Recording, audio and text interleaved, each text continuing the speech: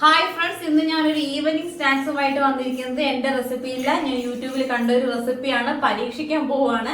അപ്പൊ ഇവിടെ ബാലൻസ് ഇഡലിമാവ് വന്നിട്ടുണ്ട്. അപ്പൊ അതെന്താണ് ചെയ്യേണ്ടതെന്ന് സെർച്ച് ചെയ്തുകൊണ്ടിരുന്നപ്പോഴാണ് കണ്ടത്. അപ്പൊ അത് ഉണ്ടാക്കിയിട്ട് എങ്ങനെയുണ്ട് എന്ന് നമുക്ക് നോക്കാം. ഞാൻ ഇതുവരെ ഉണ്ടാക്കിയിട്ടില്ല, ആദ്യമായിട്ടാണ് ഉണ്ടാക്കാൻ പോകുന്നത്. അപ്പൊ കുട്ടികൾ സ്കൂൾ വിട്ടൊക്കെ വരുമ്പോൾ പെട്ടെന്ന് ഉണ്ടാക്കി കൊടുക്കാൻ പറ്റി അവർക്ക് ഇഷ്ടപ്പെട്ട ഒരു സ്നാക്ക് ആണെന്നാണ് എല്ലാവരും പറയുന്നത് യൂട്യൂബിലൊക്കെ. അപ്പൊ നമുക്കൊന്ന് ഉണ്ടാക്കി നോക്കാം, പരീക്ഷണമാണ്. വരും, നമുക്ക് നോക്കാം എങ്ങനെ ഉണ്ടാകും നോക്കാം. ഇത് ബാക്കി വന്നിട്ടുള്ള ഇഡ്ഡലി മാവാണ്. അപ്പം വളരെയധികം ലൂസ് ആണെന്നുണ്ടെങ്കിൽ നിങ്ങൾക്ക് ഇതിനകത്തേക്ക് മൈദയോ അല്ലെങ്കിൽ അരിപ്പൊടിയോ ചേർക്കാം. അരിപ്പൊടി ചേർക്കുന്നത് നന്നായിരിക്കും, കാരണം ഇത് കുറച്ചുകൂടി നമുക്ക് ക്രിസ്പി ആയിട്ട് കിട്ടും. ഇനി ഇതിലേക്ക് ചേർക്കേണ്ടത് ഞാനിവിടെ അരിഞ്ഞു വെച്ചിട്ടുണ്ട്.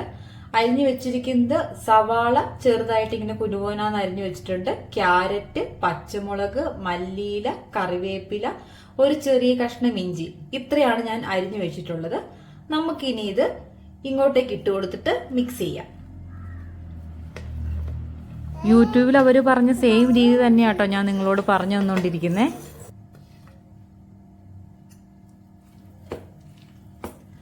മിക്സ് ചെയ്യുന്ന സമയത്ത് ആവശ്യത്തിന് ഉപ്പും കൂടി ഇട്ട് കൊടുക്കണം കേട്ടോ. അപ്പൊ ഈ ഒരു രീതിയിലാണ് മാവ് മിക്സ് ചെയ്യുമ്പോൾ ഉണ്ടാകുക. ഉപ്പൊക്കെ നോക്കണം. ഇനി നമുക്ക് ഇത് പാകം ചെയ്യാനുള്ള ചീനച്ചട്ടി എടുത്ത് അടുപ്പത്ത് വെക്കാം. ചട്ടി ചൂടായിട്ടുണ്ട്. നമുക്കിനി ഇതിനകത്തേക്ക് വെളിച്ചെണ്ണ ഒഴിച്ചു കൊടുക്കാം. ഓയിലാണെങ്കിൽ ഓയിൽ ഒഴിച്ചോളൂ കേട്ടോ. ഞാനിവിടെ കൂടുതൽ എല്ലാം ഉണ്ടാക്കുന്നത് വെളിച്ചെണ്ണയിലാണ്.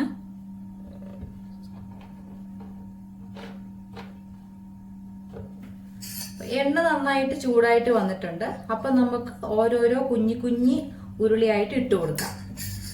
ഇപ്പം വലുത് വേണ്ടവർക്ക് വലുതായിട്ട് കൊടുക്കാം, കുഞ്ഞിത് വേണ്ടവർക്ക് കുഞ്ഞിതായിട്ട് ഇട്ട് കൊടുക്കാം കേട്ടോ.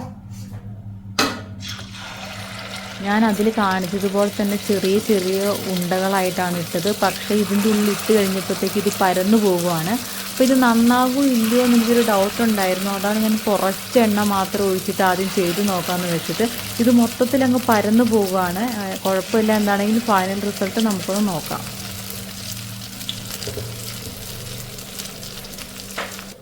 എനിക്ക് ഈ ഒരു രീതിയിലാണ് കിട്ടിയിരിക്കുന്നത്.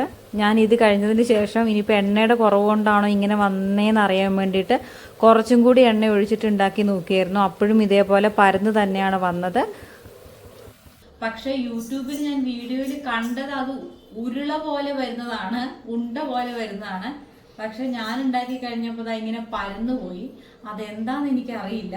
പിന്നെ ഞാനിത് കഴിച്ചു നോക്കി, ടേസ്റ്റ് ഉണ്ട്, ടേസ്റ്റിന് കുഴപ്പമൊന്നുമില്ല. പിന്നെ വീഡിയോയിൽ കണ്ടു കഴിഞ്ഞപ്പം അവരതിനകത്ത് ബേക്കിംഗ് സോഡയൊക്കെ ഇടുന്നുണ്ടായിരുന്നു. അപ്പൊ ഞാനിത് കൊച്ചിനൊക്കെ കൊടുക്കണ്ടേ അല്ലേ എന്ന് കരുതിയിട്ട് ഞാൻ അതൊന്നും ഇട്ടില്ല. അത് ഇടാതെ ഉണ്ടാക്കിയത് കൊണ്ടാണോ ഇങ്ങനെ പരന്നു വന്നതെന്നോ അതും എനിക്കറിയില്ല. ടേസ്റ്റ് ഉണ്ട്. പിന്നെ ഒത്തിരി എണ്ണ കുടിക്കുന്നുണ്ട്. അപ്പൊ അതുകൊണ്ട് എന്നും കൊടുക്കാൻ പറ്റിയ ഒരു സ്നാക്സ് അല്ല, വല്ലപ്പോഴും ഒക്കെ നമുക്ക് കൊടുക്കാം. പിന്നെ ഞാനത് മൊത്തം ഉണ്ടാക്കിയിട്ടില്ല, ഞാൻ ബാലൻസ് വേറൊരു കാര്യത്തിന് വേണ്ടിയിട്ട് എടുത്തു വെച്ചിട്ടുണ്ട്. ഇത് വന്നിട്ട് ഭയങ്കര സംഭവമാണ് എന്നൊക്കെ പറയും. യൂട്യൂബിലൊക്കെ നോക്കിയിട്ട് ഒരു നമ്മുടെ ഇഡ്ലി മാവ് ആക്കിയിട്ടുണ്ടായിരുന്നല്ലോ, ശകലം സവാളയും ക്യാരറ്റും പച്ചമുളകും മല്ലിച്ചപ്പൊക്കെ ചേർത്ത് ഒരു എണ്ണയിലൊക്കെ ഇട്ടിട്ട് സംഭവം ഉണ്ടാക്കി. പക്ഷെ വലിയ കുഴപ്പമില്ലായിരുന്നു, ടേസ്റ്റി ആയിരുന്നു. പക്ഷെ ഹെൽത്തി അല്ല, ഭയങ്കര ഓയിലി ആയിരുന്നു. അപ്പം അതിന് പകരമായിട്ട് അത്ര ഓയിലി അല്ലാത്ത നമുക്കൊരു അടിപൊളി സംഭവം നമുക്ക് ഉണ്ടാക്കാം. അതുകൊണ്ട് കേരളക്കാർക്ക് അത്ര പരിചയം ഉണ്ടാവില്ല. എന്നാൽ നമ്മൾ കർണാടകത്തിലോ തമിഴ്നാട്ടിലൊക്കെ പോയിട്ടുണ്ടെങ്കിൽ കോമൺ ആയിട്ടുള്ളതാണ്. പനിഹാരം എന്ന് പറയും. അത് നമുക്ക് എങ്ങനെ ഉണ്ടാക്കാം നമുക്ക് നോക്കാം. അപ്പോൾ നമ്മൾ കുഴിപ്പനിയാരാണ് നമ്മൾ ഉണ്ടാക്കുന്നത്. അതിന് വേണ്ടിയിട്ട് ഒത്തിരി ഓയിലൊന്നും വേണ്ട. നമ്മൾ ബ്രഷിൽ ശകല എണ്ണയാക്കിയിട്ട് നമുക്ക് ഇതിലോട്ട് എല്ലാത്തിലോട്ടും ഒന്ന് ജസ്റ്റ് തേച്ച് കൊടുക്കുക. അതേപോലെ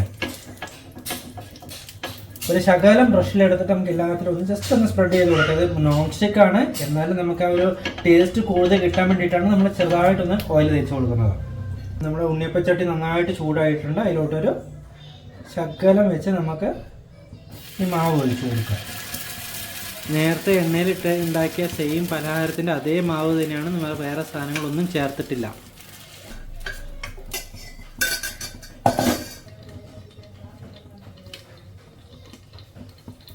ഒരു ഭാഗം വെന്തിട്ടുണ്ട്, ഒരു സൈഡ് വെന്തിട്ടുണ്ട്. നമുക്കിത് ഇതേപോലെ മെല്ലെ മെല്ലെ തിരിച്ചു കൊടുക്കാം.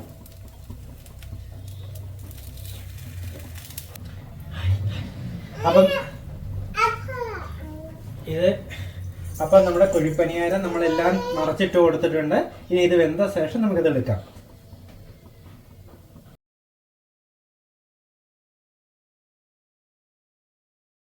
അപ്പൊ നമ്മളിന്ന് കുഴിപ്പനി ആരാണ് ഉണ്ടാക്കിയത്, നമ്മുടെ ബാലൻസ് ഇരുന്ന ഇഡ്ലി മാവ് കൊണ്ട് നമ്മൾ ഉണ്ടാക്കിയ ഒരു അപ്പമാണ്. വന്നിട്ട് തമിഴ്നാട്ടിലും കർണാടകയിലൊക്കെ വളരെ ഫേമസ് ആണിത്. നമുക്ക് 4 മണിക്കോ അല്ലെങ്കിൽ വെളുപ്പിന് നമുക്ക് ടിഫിനായിട്ടൊക്കെ നമുക്ക് ഉപയോഗിക്കാൻ പറ്റുന്നതാണ്. ഹെൽത്തിയാണ്. എല്ലാവരും ഇത് ട്രൈ ചെയ്ത് നോക്കണം. അപ്പോൾ ഇഷ്ടമായിട്ടുണ്ടെങ്കിൽ എല്ലാവരും ലൈക്ക് ചെയ്യുക, സബ്സ്ക്രൈബ് ചെയ്യുക, സപ്പോർട്ട് ചെയ്യുക. താങ്ക്